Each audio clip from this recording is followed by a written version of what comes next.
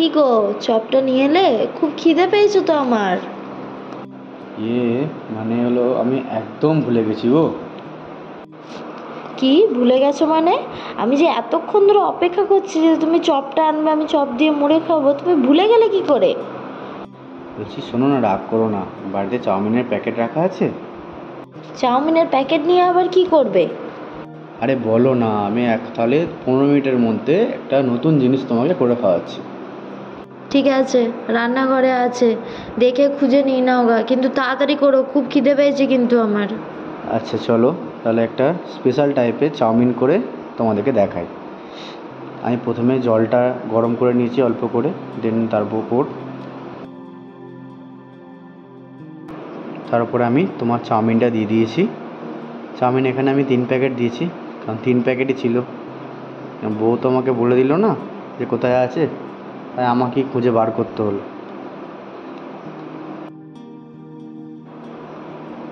দেখো 3 packet chowmein দেওয়া হয়ে গেছে, এখানে আমি ঢাকনাটা দিয়ে ঢেকে দিলাম।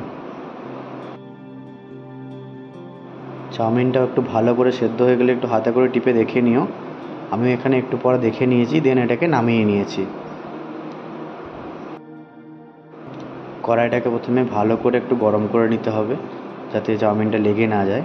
তারপরে পরিমাণ মতো যতটা প্রয়োজন সেরকম তেল দিয়ে নিলাম। তেল দিয়ে নেওয়ার পর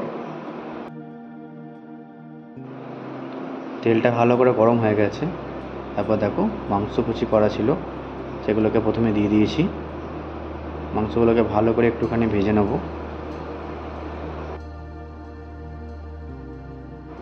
একটুখানি ভাজা হয়ে গেলে এর উপরে পনিরগুলো দেবো। পনিরগুলো ভালো করে কিউব করে কেটে নিয়েছি, পনিরগুলো দিয়ে দিলাম। পনিরগুলো দিয়ে একটুখানি নেড়ে নেবো ভালো করে।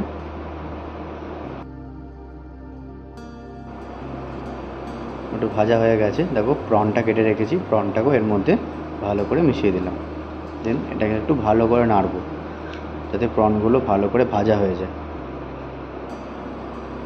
প্রনগুলো ভালো করে ভাজা হয়ে গেলে দেখো লাল লাল পাড়া হয়ে যাবে, এখন হয়ে যাবে। দেখো প্রত্যেকটা জিনিস একটু ভালো করে ভাজা হয়ে গেছে, প্রনটাও ভালো করে ভাজা হয়ে গেছে। এখানে আমি 2টো ডিম নিয়েছিলাম, ডিমটাকে হুইপ করে নিয়েছিলাম ভালো করে। দেন ডিমটা আমি দিয়ে দিলাম এখানে। ওয়েস্ট করা যাবে না একদম, নাহলেই বউ বকা দেবে। জিনিসগুলোকে সব ভালো করে একটুখানি করে নেড়ে নিতে হবে। নেড়ে না হয়ে গেলে এর উপরে টমেটো কুচি আর লঙ্কাটা দিয়ে দেবো। প্রথমে টমেটো দিলাম, দেন লঙ্কাটা দিয়ে দিলাম এর মধ্যে।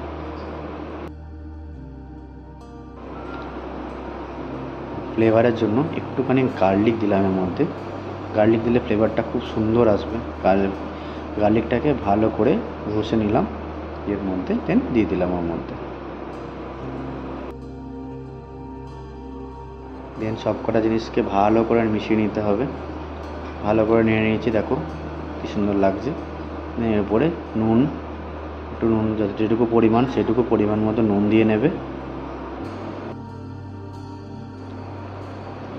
এর উপরে করে হলুদ দিয়ে নিলাম, যেটুকু পরিমাণ সেটুকু পরিমাণ বুঝে হলুদ, আর অল্প একটু জিরে গুঁড়ো দিয়ে নেবে, তাতে ফ্লেভারটা খুব সুন্দর চলে আসবে। দেখো সব ভালো করে মিশিয়ে নিই সব কটাকে। দেন আমি চাউমিনটা দিয়ে দিলাম, যে চাউমিনটা সেদ্ধ করে রেখেছিলাম, চাউমিনটা বয়েল চাউমিনটা আমি এর মধ্যে দিয়ে দিলাম। নিন এবার এটাকে সব জিনিস কটাকে একসঙ্গে ভালো করে মিশিয়ে নিতে হবে। এই মেশানোটা খুব ধৈর্য ধরে করতে হবে। সব কিছু ভালো করে মেশানো আমার হয়ে গেছে, আর একটু ভালো করে জিনিসটা করছি।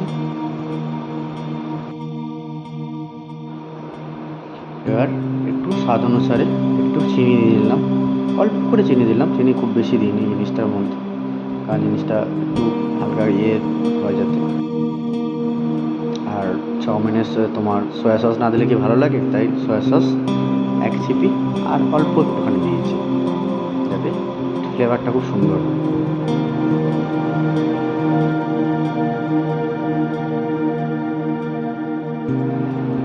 এই সসটা আমার হ্যান্ডমেড সস, এটা আমি অনেক রকমের সস এগুলো মিশিয়ে তারপর করেছি।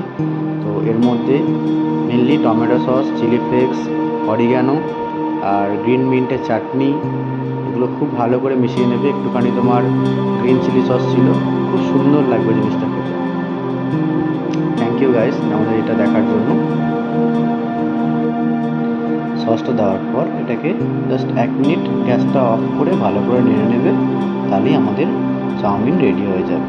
এবার বউকে খাওয়াতে যাচ্ছি।